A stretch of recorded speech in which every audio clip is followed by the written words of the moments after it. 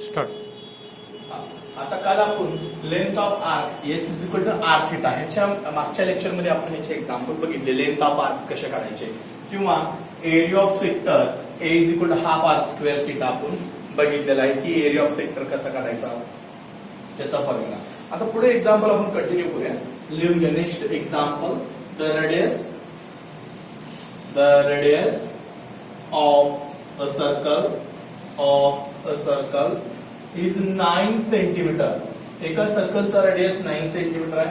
Find the length of an arc. Find the length of an arc. Find the length of it's in arc of this of an arc of this circle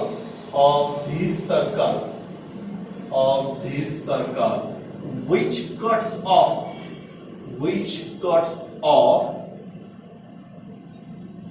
a chord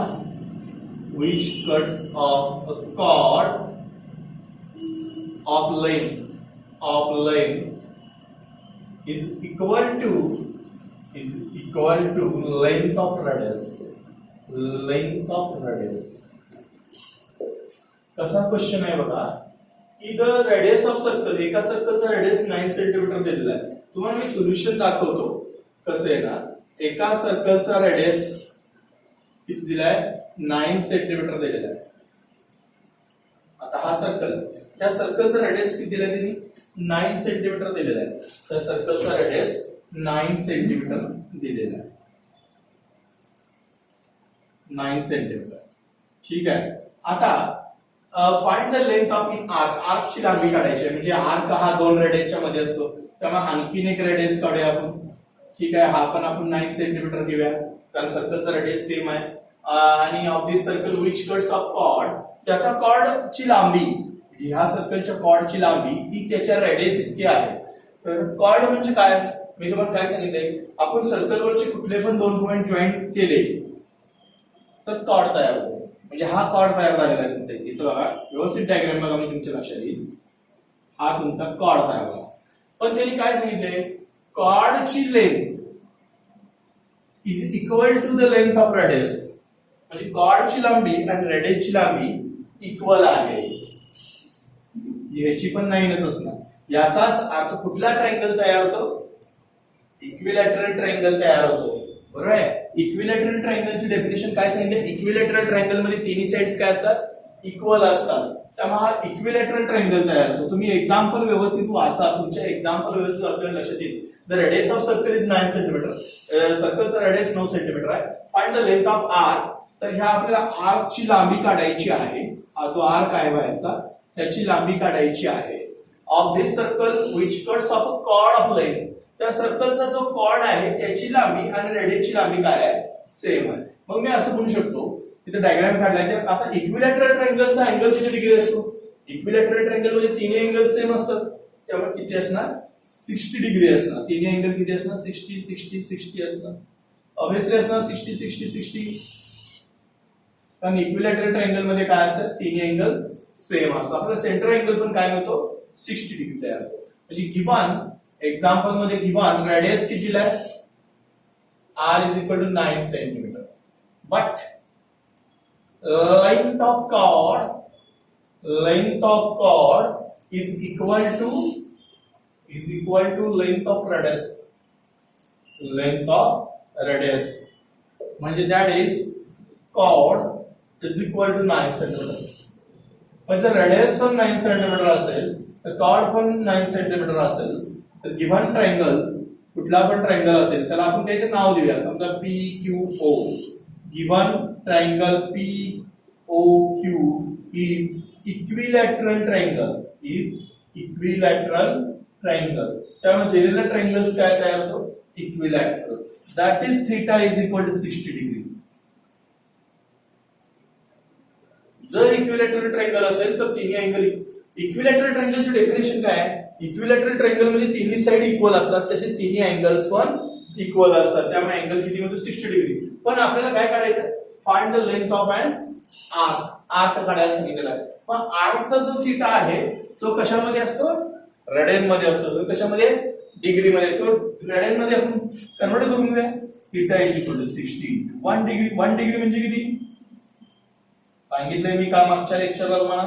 1 degree म्हणजे किती पाय by 180 बरोबर आहे ना. सांगितलंय किती 1 degree is equal to pi by 180. 1 radian is equal to 180 by pi. हे सगळं सांगितलेलं आहे तुम्हाला मागच्या लेक्चरला बरोबर आहे. त्याच्याप्रमाणे आपण केलेलं आहे. 0 0 कॅन्सल्स 6 पाय बाय 18 भाग जातोय का पाय बाय 3. थिटा किती आला पाय बाय 3 आला. आता नाव आपल्याला काय फाइंड करायचं length of an arc.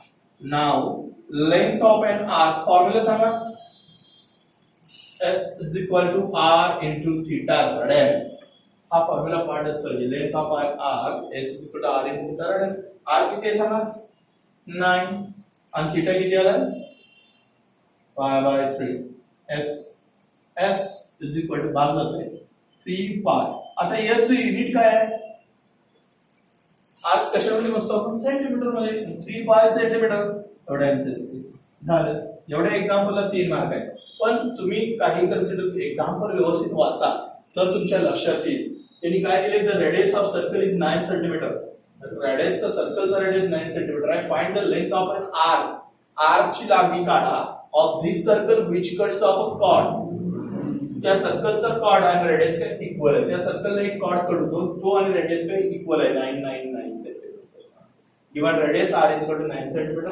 Length of chord is equal to length of radius म्हणजे कॉर्ड पण 9 सेंटीमीटर झाला. म्हणून triangle POQ is equilateral triangle. आणि इक्विलॅटरल ट्रायंगल मध्ये कुठलाही अँगल 60 डिग्री असतो. इक्विलॅटरल ट्रायंगल मध्ये तिन्ही अँगल्स तयार होतात आणि तिन्ही अँगल्स काय असतात 60 60 60 असतात. आपला सेंटर अँगल आपण पकडूया 60 डिग्री. तो रेडियन मध्ये कन्वर्ट करायचा आणि सॉल्व्ह करायचं यासाठीचा आर. ओके एक होमवर्कला घ्या तुम्ही असं सोडवायचं. The radius of circle is 20 centimetre. एका सर्कलचं रेडियस 20 सेंटीमीटर आहे. ठीक आहे. Find the length of an arc. तर आर्क काढा of this circle which cuts off a chord of length is equal to the length of radius. म्हणजे त्याचा कॉर्डची आणि रेडियसची लांबी सुद्धा काय असणार आहे 20 सेंटीमीटर असणार आहे. ओके आणि थीटा किती घेणार तुम्ही 60 कारण का ट्रायंगल इक्विलॅटरल ट्रायंगल आहे. हे लिहून घ्या होमवर्कला सोडून टाका माझ्या. हा ठीक आहे. आता पुढचं एक्झाम्पल्स आपण बघूया. Next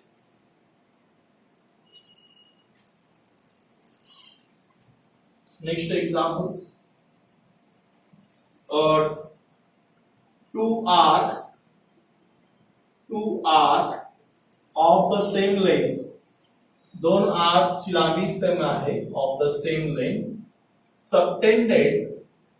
subtended angle of 60 degree and 75 degree. And subtended angle of 60 degree and 75 degree at the center of two circles. दोन सर्कलच्या centre. What is the ratio of radii?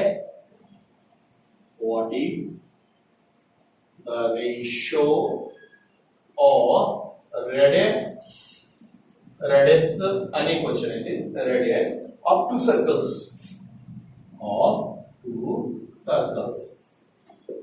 आता इकडे लक्ष.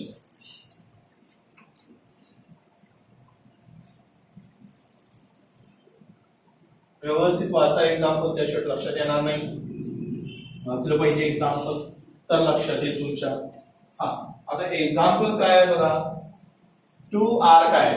सर्कलच्या 2 आर्क सेम आहे पण अँगल आता 2 सर्कल आहे. कन्सिडर करा की तुमची किती सर्कल आहेत 2. दोन्ही सर्कलच्या आर्क सेम आहे. दोन्ही सर्कलच्या आर्क काय सेम आहे. 2 arc of the same length. Subtended angle मात्र सेंटरचे अँगल वेगवेगळे आहे. एका सर्कलच्या सेंटरला 60 डिग्री अँगल तयार होतो. दुसऱ्या सर्कलला 75 डिग्री तयार होतो. ठीक आहे. तर what is the ratio of radius of two circles. रेडियसचा रेशो सांगायचा. रेडियस म्हणजे रेडियस. आता मला सांगा टाइमचा रेशो विचारला तर T1/T2 करतो. रेशो म्हणजे डिव्हिजन्स. हा टाइमचा रेशो झाला. ठीक आहे. मग रेडियसचा रेशो कसा असणार R1/R2 म्हणजे आपल्याला R1/R2 काढायचं आहे. पण त्यापूर्वी मी काय म्हणते बघा given two circles has arc are same, दोन्ही सर्कलच्या आर्क आहे सेम आहे, that is S1 is equal to S2. आता S1 is equal to S2, आर्कला आपण S म्हणतो, आर्कला काय म्हणतो S, आजच्या लेक्चर मध्ये घेतलेला आहे. आता S1 is equal to S2 म्हणजे त्याचे फॉर्म्युलेज काय होणार, S चा फॉर्म्युला काय r theta that is r1 theta 1 radian, theta radian मध्ये लागतो, r2 theta 2 radian. Therefore r1 upon r2 is equal to हा r1 हा r2 डिवाइड केला तर थीटा 2 रडन अपॉन थीटा 1 रडन.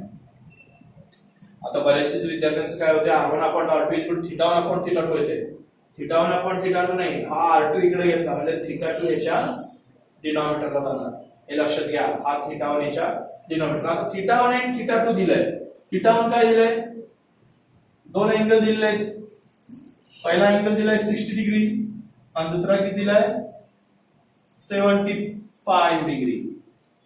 ओके, मग ह्यांचा रेशो काढायचा, r1 upon r2 60 degree upon 75 degree.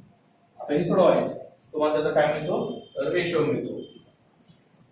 आता प्रश्न असा आहे, सोडवताना आपला अँगल असतो तो रेडियन मध्ये असतो, फॉर्म्युला बघा ना, थीटा रेडियन, इथं सुद्धा फॉर्म्युला आपण थीटा रेडियन असं दाखवलेला आहे, त्यामुळे ते रेडियन मध्ये कन्वर्ट करून घेऊया आपण. काय ना बघा, therefore r1 upon r2 is equal to 60 into 1 degree आणि 75 into 1 degree. 1 degree म्हणजे काय येणार, वर पाय का खाली पाय, न्यूमरेटरला पाय का डिनोमिनेटरला पाय, न्यूमरेटरला पाय येणार, बरोबर, वरच्या साईडला पाय येणार, डिग्री मध्ये वरच्या साईडला पाय असतो. आणि 75 into 5 by 180, इथं 180 कॅन्सल होत आहे, पाय कॅन्सल होतं, सगळं.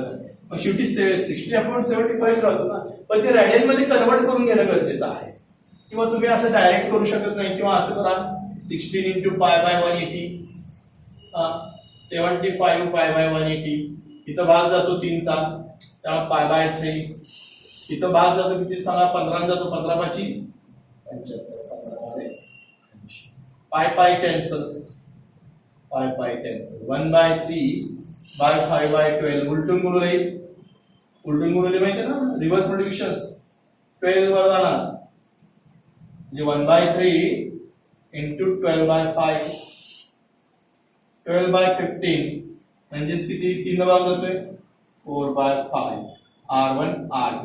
Therefore r1 with ratio r2 is equal to 4 with ratio 5.